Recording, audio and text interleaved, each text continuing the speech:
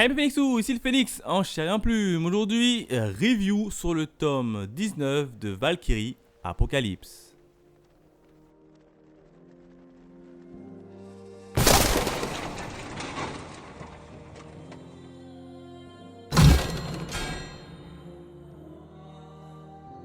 Comme d'habitude, retour sur la jaquette et les différents bonus. Et sur la jaquette, on a qui? Eh ben, on a tout simplement Belzebub. Voilà, c'est qui on a. On a Belzebub qui tient un peu son fameux sceptre à la main. Et franchement, c'est vachement cool au niveau de l'image. Mon quatrième de couverture, pas grand chose. Comme vous le savez, on a juste le résumé des familles.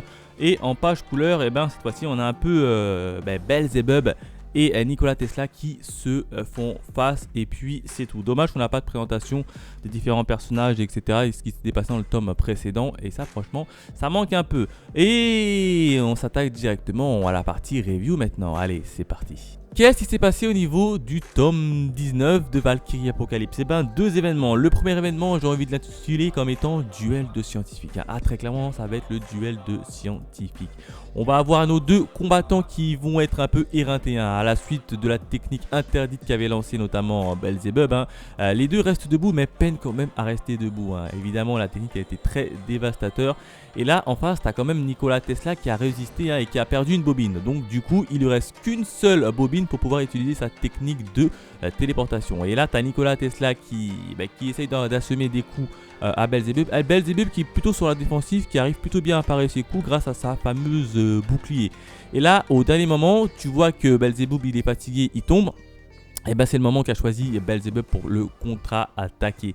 Mais en fait, c'était une feinte de Belzebub qui s'apprêtait à lancer son ultime attaque. Il se prépare à lancer un coup de poing du point gauche. Pendant ce temps-là, son point droit, il est téléporté, tout simplement. Il a téléporté son point droit pour qu'il passe dans le dos de Belzebub et qui tient Belzebub en étau. En grosso modo, on a Belzebub au milieu. Dans son dos, le point droit de Nikola Tesla qui se dirige sur lui. Et en face de lui, tu as le point gauche qui arrive en face de lui. Donc là, très clairement, Belzebub est pris en étau. Manque de peau pour Nikola Tesla. C'est que en face tu as quand même Belzebub qui s'y attendait, du coup il arrive plus ou moins à contrer grâce à son bâton le point qui était derrière lui et à semer un petit coup dans le cœur littéralement de Nikola Tesla grâce à son doigt. Il va enfoncer son doigt sous la grosse carapace qu'il avait, la grosse armure, et ça va transpercer son cœur. Et là très clairement le match il est fini. Ah, le match il est fini.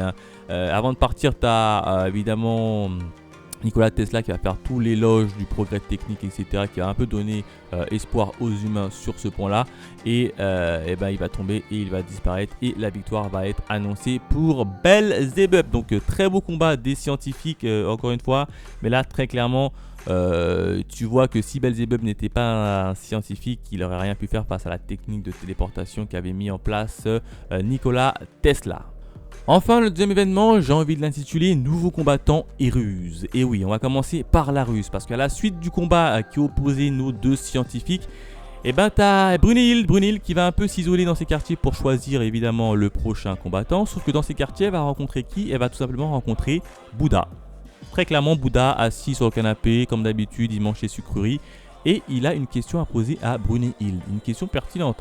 Il arrive, il dit: Brunhild, est-ce que tout ce remue-ménage là, ce Ragnarok, ce n'est pas en partie à cause de ton ex? Ah, très clairement, il a dit c'est ton ex Siegfried. Puis là, t'as Brunhild qui se retourne, qui dit absolument pas, Siegfried n'est pas mon ex. Et puis là, ça a laissé littéralement bouche bée Bouddha. Et moi, à mon avis, derrière ces paroles-là, je vous le dis, il y a une petite théorie qui va se former, en tout cas qui s'est formée par moi.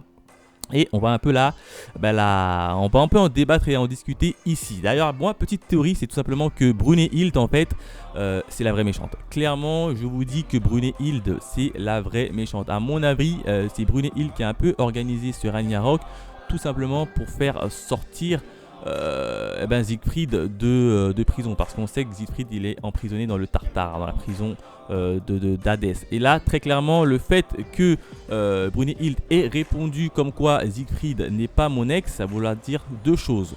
première chose, soit qu'elle n'est jamais sortie avec Siegfried et du coup il n'y a aucune relation entre les deux, ou deuxième chose et qui est beaucoup plus plausible pour moi, c'est que en fait elle est toujours avec Siegfried. Et quand on sait que Brunhild elle est un peu haragneuse et que son mari il est enfermé en prison, je pense qu'elle essaye de faire littéralement sortir son mari de prison. Très clairement, elle essaye de faire sortir son mari de prison et pourquoi pas par la suite devenir un peu la vraie méchante et vouloir dominer le monde, à la fois la terre et les cieux. Donc du coup, c'est pour ça que je vois un peu Brunhild comme étant la véritable méchante, la véritable démon. Elle veut tout simplement sortir Siegfried de prison et un peu prendre le pouvoir. Donc à mon avis, ça va être ça au niveau de la fin de manga, mais c'est qu'une théorie. Hein. Je n'ai pas encore lu la suite du manga, je suis absolument pas les scans, mais bon, ça peut se faire, ça peut se faire. Ah, très clairement, hein, la réaction de Bouddha quand Brunhild lui a dit que comme quoi, en fait, Siegfried c'est pas mon ex.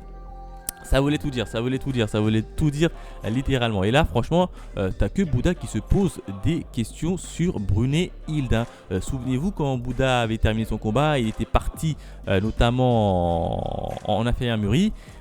Il avait dit à Brunhild, Brunhild, je vois très clair dans ton jeu. Et puis là, t'avais le visage de Brunhild qui avait littéralement changé, elle était devenue toute pâle. Donc à mon avis, Brunhild, elle cache un petit secret et à mon avis, c'est vraiment elle, la méchante de la fin de l'histoire. Bon, fin de parenthèse au niveau de ma théorie. On va également retrouver les deux combattants qui ont été choisis. Alors du côté des humains, ça va être Léonidas, qui est un combattant et un héros grec. Hein. Pour ceux qui ne savent pas, Léonidas, c'est un roi qui avait pris avec lui 300 hommes et qui avait tenu tête quand même à l'armée de Perse, hein, je crois, qui était en face 10 fois plus, hein, 300 000, et il a réussi à les battre.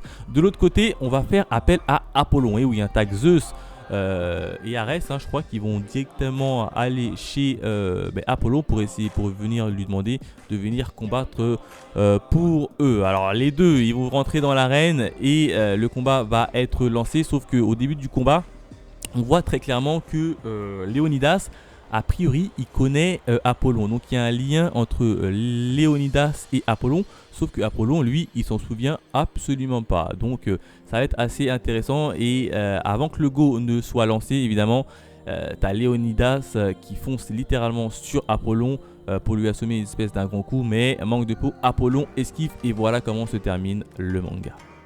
Voilà ce que je pouvais dire sur le tome 19 de Valkyrie Apocalypse. Hein. Encore une fois, un tome très intéressant, notamment la partie de Bouddha et de Brunhild. Et de ma petite théorie, hein, comme quoi Brunhild serait la véritable méchante. Et je ne suis pas revenu également, mais on a vu Siegfried. On a enfin vu le visage de Siegfried. Alors Siegfried, c'est qui? C'est tout simplement une divinité, enfin un demi-dieu nordique. On sait qu'il est enfermé dans le Tartare et qu'a priori, il attend l'arrivée de Brunhild. Donc à mon avis... Ma petite théorie comme quoi Brunhild serait vraiment la méchante n'est pas si mauvaise que ça. En tout cas pour moi, pour le moment, vu que je n'ai pas encore suivi la suite du manga. Voilà ce que je pouvais dire en termes de notes. J'aurais mis la note de 5 sur 5. Hein. Très clairement 5 sur 5. Le nouveau combat me hype beaucoup. D'ailleurs Siegfried, on le hype beaucoup. Hein, donc j'espère que Siegfried quand même, il sera assez puissant. Parce que si on le hype comme ça et qu'au final il est nul, je serais quand même un peu déçu.